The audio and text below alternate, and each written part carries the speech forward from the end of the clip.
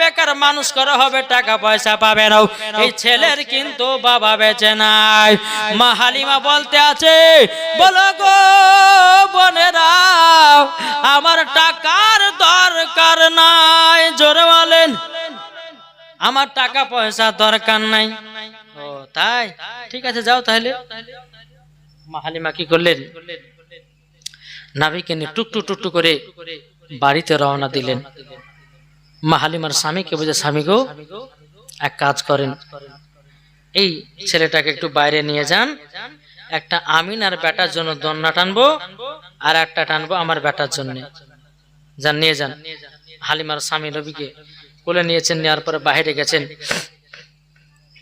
বাইরে যাওয়ার পর বেরাদার ইসলাম, একটা মা হালিমার বাড়ির পাশে একটা শুকনো গাছ ছিল। কোন কিতাবে বলছে শুকনো খেজুর গাছ, আবার কোন কিতাবে বলছে যে শুকনো গাছ ছিল। তো শুকনো গাছ হোক বা খেজুর গাছ হোক নাকি, গাছের কাছে বাবা নিয়ে দাঁড়িয়ে আছে। আমার নবী যে যেমন চোখ মোবারকটা খুলে শুকনো খেজুর গাছের দিকে তাকিয়ে যায়, বাবাজি অমনি গাছ জীবিত হয়ে গেছে। এখন অনেকে বেধর্মীরা বলবে, অনেকে মান বলবে এটা মিথ্যা ঘটনা। মিথ্যা নয় রে বাবা, এটা হাদিস থেকে প্রমাণিত। আমার নবী মুস্তাফা শুকনো গাছে যখন তাকাতেন, ওই গাছটা পর্যন্ত জীবিত হয়ে যেত। বাবা কিতাবের মধ্যে পাওয়া যায়, আমার নবী মুস্তাফা যখন শুকনো খেজুর গাছে যখন আপনার তাকালো, গাছ জীবিত হয়ে গেল, পাতাও ধরে গেল। বাবাজি মুসলমান বাইরেও এমনকি খেজুর ধরলো, খেজুর পেকে আপনার জমিনও পড়ে গেল, জমিনও পড়ে গেল। বাবাজি হারি আপনার কিনা মা হালিমার স্বামী দৌড়াতে দৌড়াতে এসে বলছে, গো হালিমাও, ও গো হালিমা, একটা কাণ্ড ঘটে গেল। বলে কি কাণ্ড? বলে কাণ্ড তাহলে এটাই গো। বলে কি কাণ্ড?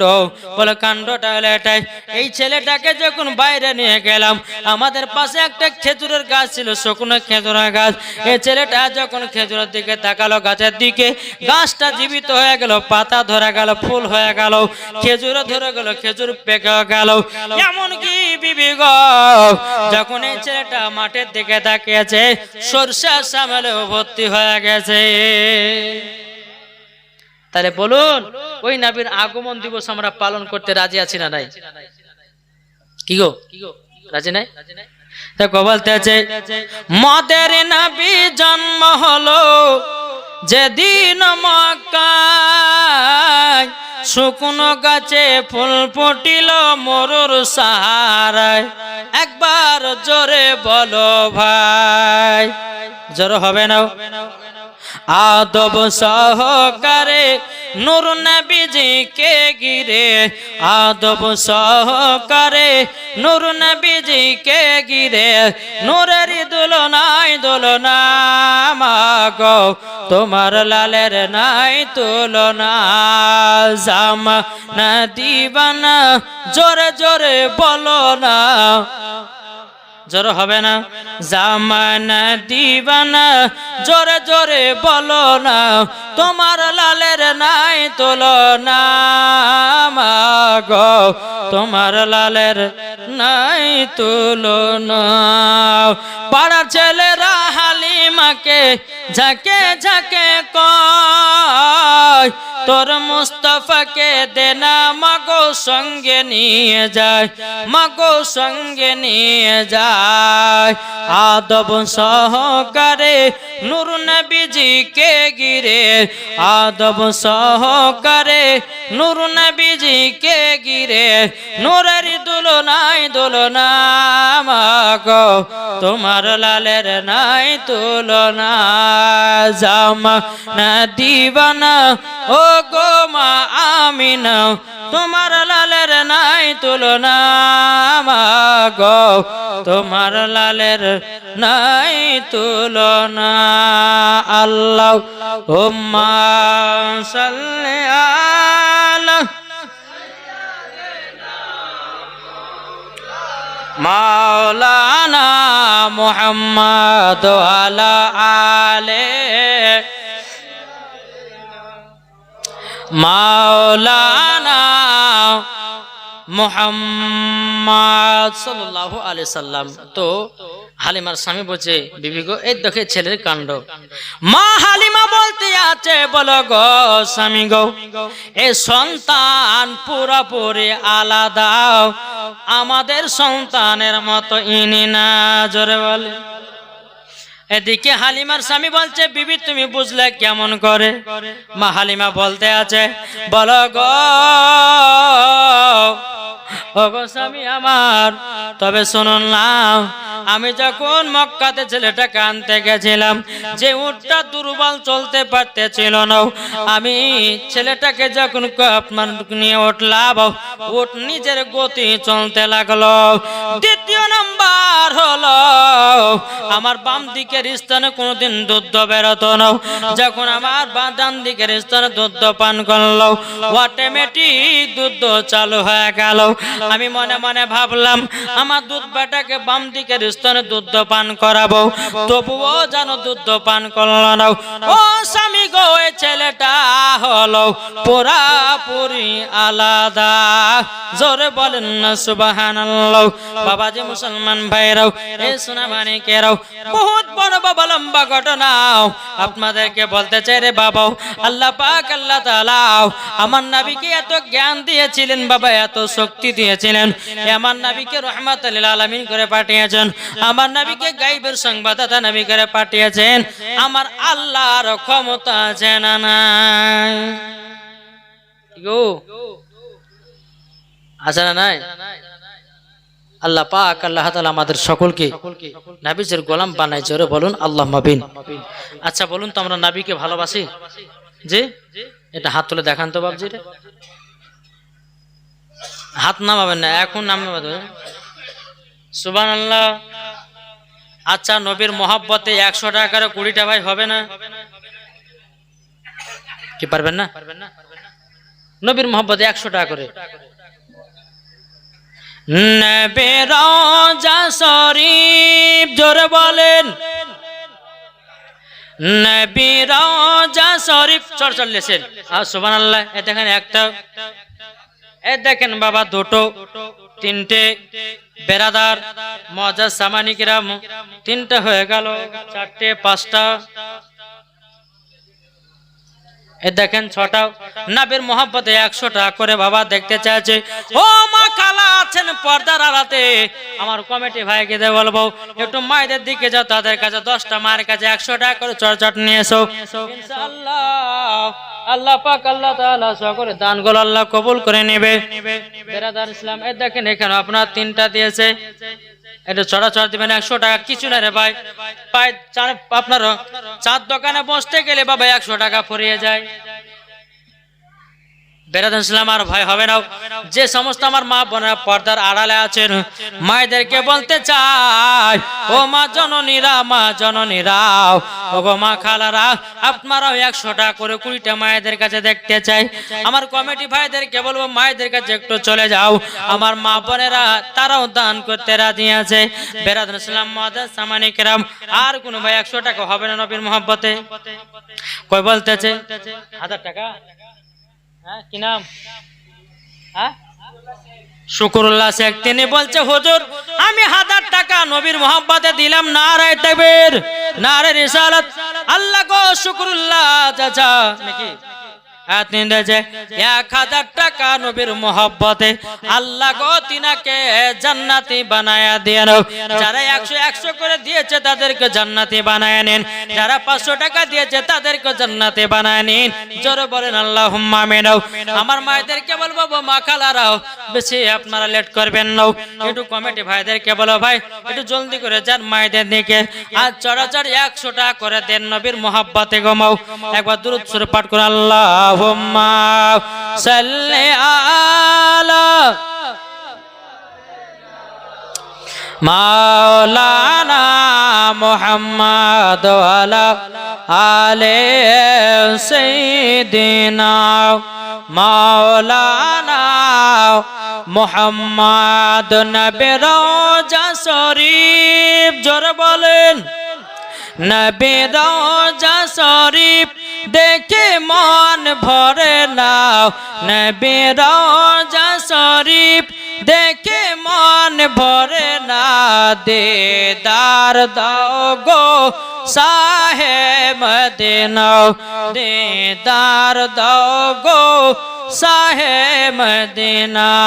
নবী রওজা শরীফ দেখে মন ভরে না, দিদার দাও গো শাহে মদিনা। আরশের মেহমান করেছেন আল্লাহ, কত শান কত মান মোর কামলিওয়ালা। ও গো মদিনাওয়ালা, জোর বলেন, ও গো মদিনাওয়ালা করো করুণা, দিদার দাও গো শাহে মদিনা, দিদার দাও গো শাহে মদিনা। নবী রওজা শরীফ দেখে মন ভরে না, দিদার দাও গো শাহে মদিনা। জালি মুবারক দেখলে এক নজর নূরেতে ঝলমল করবে ভিতর, ও গৌরপুর রহিম, জোরে বলেন, ও গৌরপুর রহিম কাছে ডাক দাও না, দিদার দাও গো শাহে মদিনা। আল্লাহুম্মা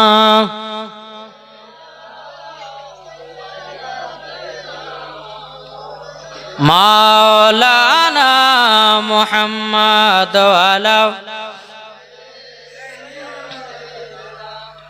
মাওলানা মুহাম্মদ সাল্লাল্লাহু আলা মুহাম্মাদিন। हरदम ज़बान से लिखलो पाक नामे मोहम्मद, हरदम ज़बान सफियाना মোহাম্মদ সাল্লাল্লাহু তাআলা আলাইহি ওয়াসাল্লাম। বাবাজি, তাই আপনাদেরকে বলতে চাই যে আমরা সকলে কবরকে লক্ষ্য করব না, কি বলছেন? আমার নবী বলছে যারা কবরকে যারা সব সময় স্মরণ করে বাবাজি, তাদের দ্বারাতে গুনাহ বলতে কোনো জিনিস নাই। তাই বাবাজি মুসলমান কি হলো আলী চলেছেন বেরাদার ইসলাম মুআদ্দাস সামানি কিরাম, তাই আপনাদেরকে বলতে চাই যে সকলকে অন্ধকার কবরে যেতে হবে, ঠিক কি না? কেউ দুনিয়াতে বাঁচতে এসেছে, আমরা ভাবছি যে বেশি ওয়াজ শুনলে পরে আমরা জান্নাতি হব, যে 2 ঘন্টা 4 ঘন্টা ওয়াজ শুনলে জান্নাতি হয়ে যাব? 5 মিনিটের ওয়াজে জান্নাতি হওয়া যাবে, জোরে বলেন, 5 মিনিটের ওয়াজে জান্নাতি হওয়া যাবে।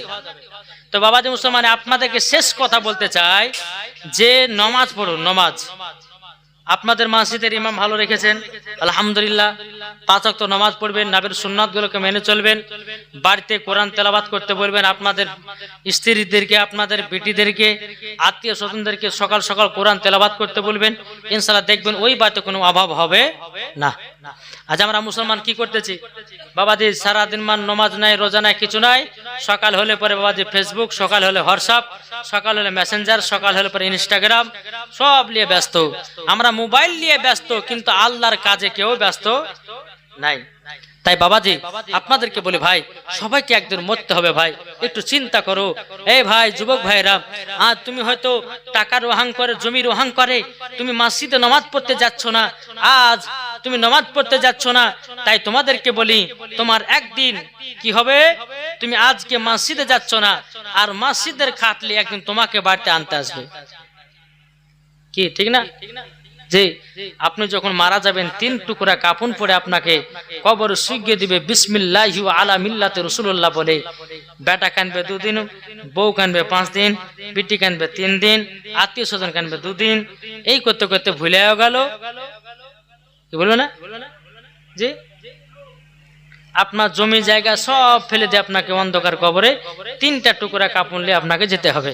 আমার আল্লাহ বলছে, বান্দা মরার আগে ঈমান আকীদা ঠিক করো, ঈমান আকীদা ঠিক করো, ইনশাআল্লাহ দেখবে মরার পরে জান্নাতি হবে।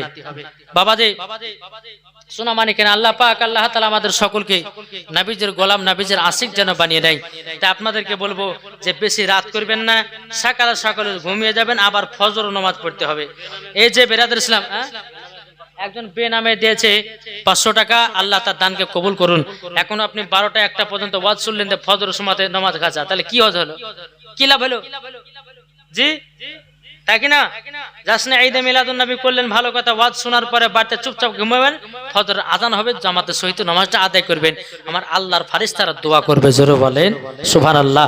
তো যাই হোক বাবাজি মুসলমান, প্রায় আমার 2 ঘন্টা পার হলো, আর পাচ্ছি না, শরীরের ভিতরে খুব আপনার প্রবলেম, কেন বলছি, ফ্যাটি লিভার হয়ে গেছে। 2 ঘন্টা 1.5 ঘন্টা বলে 2 ঘন্টার জোশ, মানে 2 ঘন্টা ডাক্তারে বকতে বলেছে, তার বেশি বকতে পারা যাবে না। তারপরে আমি ট্রাই করে দেখলাম হচ্ছে গোলব্লাডার পাথর, বহুত সমস্যা। এই বক্তা যারা আছে ভাই, কেউ বলছে সুখী নাই, হ্যাঁ ভাবছে 2 ঘন্টা 2.5 ঘন্টা বকে এই এত টাকা লিছে, কিন্তু ও বক্তাদের মতন অসুখ কাহরের নাই। জি বক্তাদের মতন অসুখ, 3 ঘন্টা 2 ঘন্টা বকা 4 টাকা নিয়ে ব্যাপার না। হ্যাঁ দেখুন ওরে বাবা রে, ওয়ার শরীরে কোনো হয়েছে না, হ্যাঁ যে মরছে মোর, তাই না? তো বাবাজি মুসলমান শোনা মানে, হ্যাঁ করছে একটু করে, আল্লাহ পাক আল্লাহ তাআলা আমাদের সকলকে নবী মুস্তাফার গোলাম আশিক বানিয়ে, জোরে বলেন আল্লাহুম্মা আমিন। একবার দুরূদ শরীফ পাঠ করুন, আল্লাহুম্মা সাইয়্যিদিনা মাওলানা মুহাম্মদ ওয়া আলা আলি মাওলানা মুহাম্মদ। হযরত ইউসুফকে দেখে যারা আঙ্গুল কেটেছে, জোরে বলেন, হযরত ইউসুফকে দেখে যারা আঙ্গুল কেটেছে, তারা কি আমার নবীর রূপ দেখেছে? হযরত ইউসুফকে দেখে যারা আঙ্গুল কেটেছে, তারা কি আমার নবীর রূপ দেখেছে?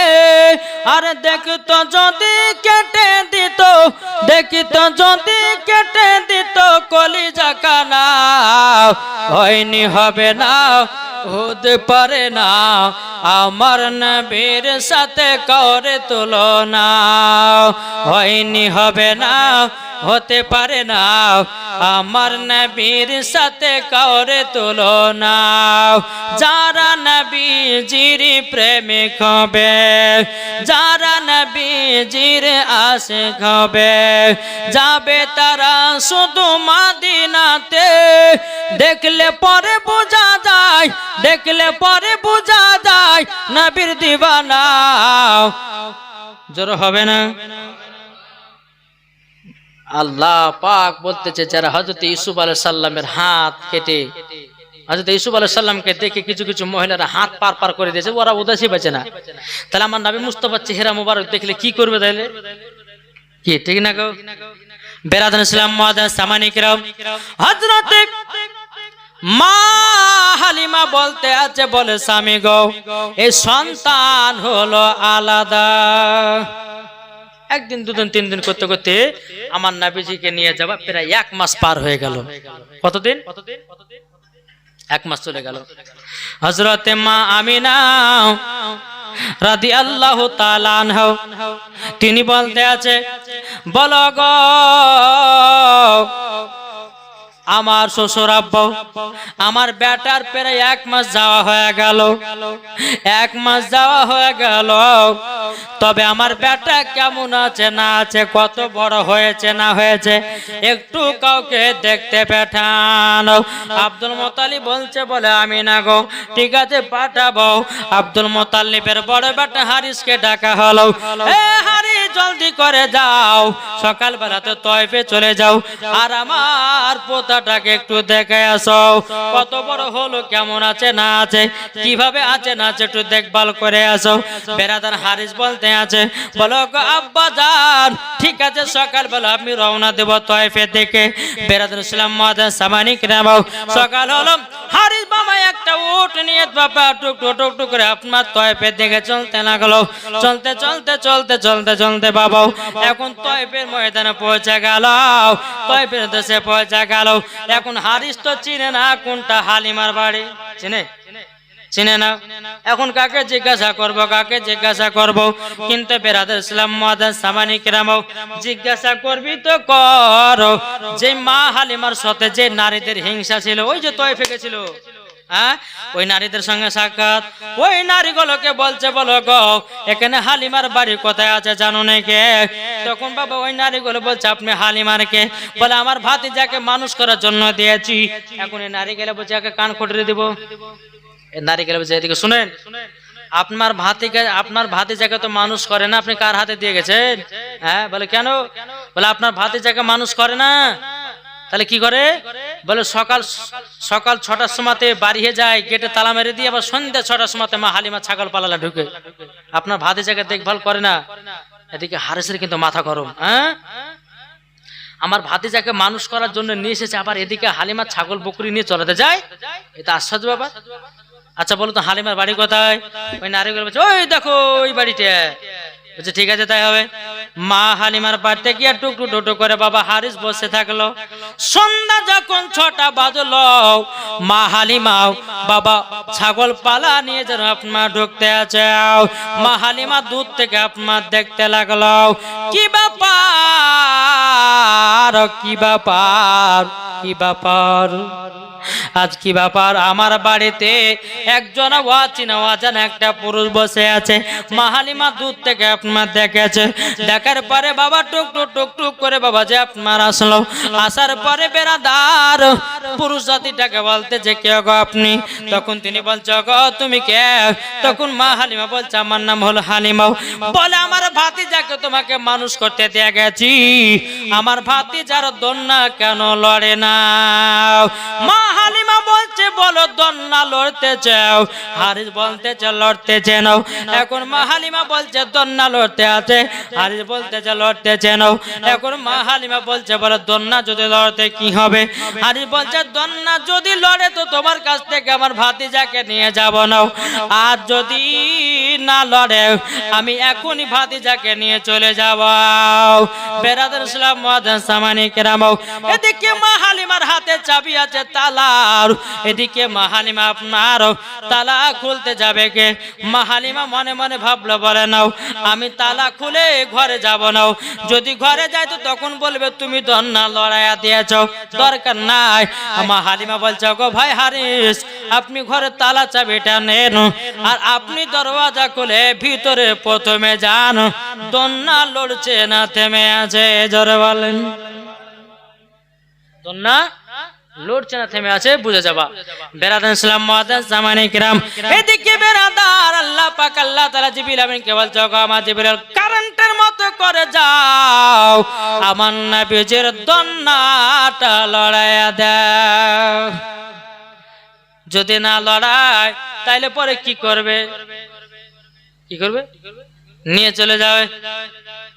হযরতে জিবরিল আমিন কারেন্টের মতো বাবা হাজির হলো। এদিকে হারিস বাবা তালাতে চাবি দিয়েছে, বাবা চাপন দিলে কালকার কালকার করে খুলে যাবে, অমনি আপনার শিকলিটা নেমে আপনার ঘরের ভিতরে প্রবেশ করবে।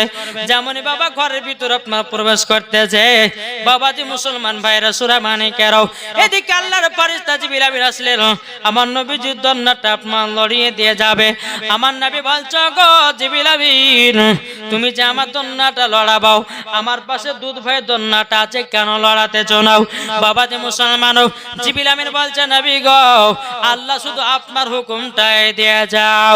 আল্লাহ বলছো, গো জিবরিল আমিন জলদি করে দুধ বেটার দন্নাটা লড়াইয়া দাও, আমার নবীজির ভাইয়ের দন্নাটা লড়াইয়া দাও। দুটা দন্না লড়াইয়া দিল। এদিকে হারিস বাবা দরওয়াজা খুলে ঘরের ভিতর ঢুকতে